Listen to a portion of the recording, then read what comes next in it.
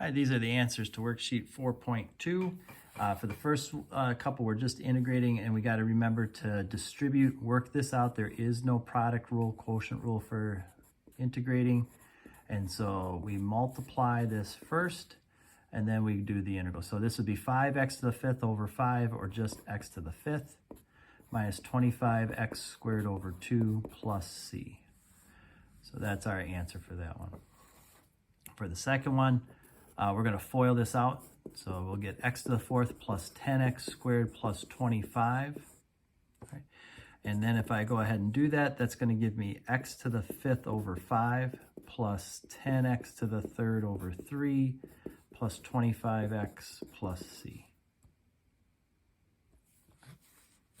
For this one, we have a velocity function, and it says, can you give us a general solution for the position? In other words, can we integrate back to the position and just have it with a plus c? So if I do this, it'll be negative 3t to the third over 3, or a negative t to the third, plus 4t squared over 2, so 2t squared, minus 10t plus c. That's our general. That won't tell you the position at any time because we don't know what that c is, right?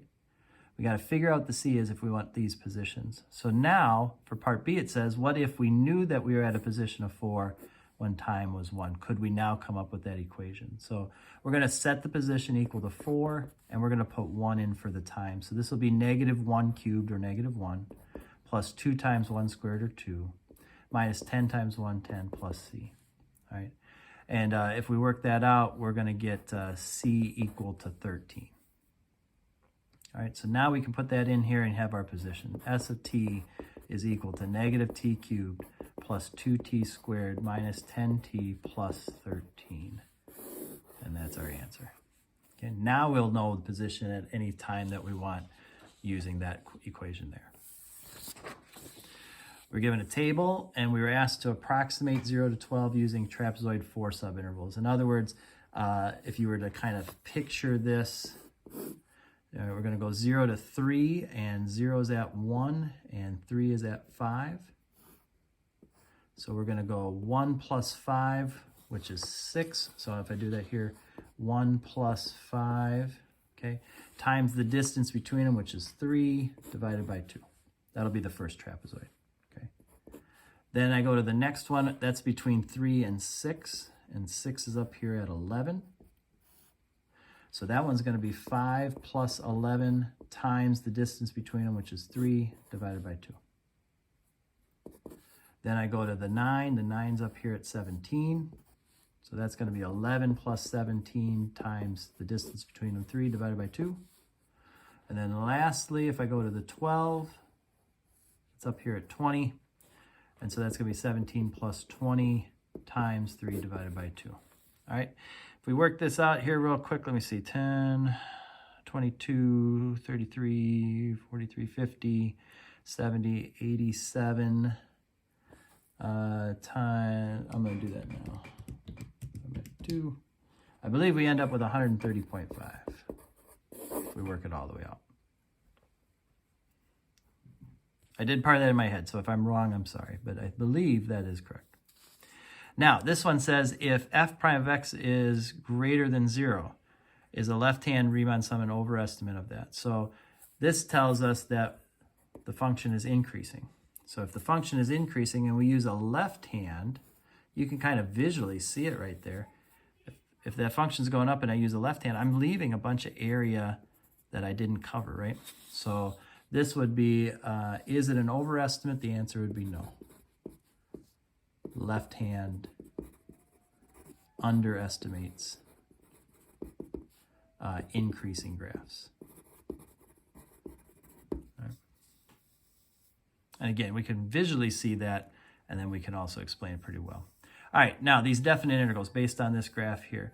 When you have things like this plus this, what I would do is I would separate it, make it go 0 to 7 of 3 plus 2 times 0 to 7 of f of x, okay? Now, 0 to 7 of 3, if you visualize that, is a line up here at 7, or I'm sorry, at 3, that goes from 0 to 7. So really it's a length of 7, a height of 3. 3 times 7 would give us 21. So that's what that integral equals, okay? Over here from 0 to 7 is for this quarter circle plus a triangle. So the quarter circle has a radius of 3. 3 squared times pi is 9 pi. We only want a quarter of it, so it's 9 pi over 4. And then this triangle here has a base of 1, 2, 3, 4, and a height of 1, 2, 3, 4, 5. So 5 times 4 is 20, divided by 2 is 10. So we get 9 pi over 4 plus 10, but we're going to double that. So what ends up happening is we're going to have 20 plus the 21, so 41 plus 18 pi over 4, which is 9 pi over 2. So that's our final answer there. So same thing here. We want to split this up from 3 to 10, 4 plus 3 times from 3 to 10 f of x, okay? This would be a rectangle, height of 4, base 7. 4 times 7 would give you 28 on this first one, okay? If we go from 3 to 10, 3 to 10, we are now working with this trapezoid. This trapezoid has a base of 1, 2, 3, 4, 5, 6, 7, 8, 9. So if you add the two bases together, you'll get 9 times the distance between them, which is 5, divided by 2. So I end up with 45 divided by 2. We're going to multiply that by 3. All right, and then we're going to add that to 28. And I end up with 95.5 when I do all that. Okay. So again, you want to have that separated. Don't think that this is just adding 3 more or adding 4 more. It's actually a whole separate integral that you're adding to it. And then hopefully you were able to navigate that part well.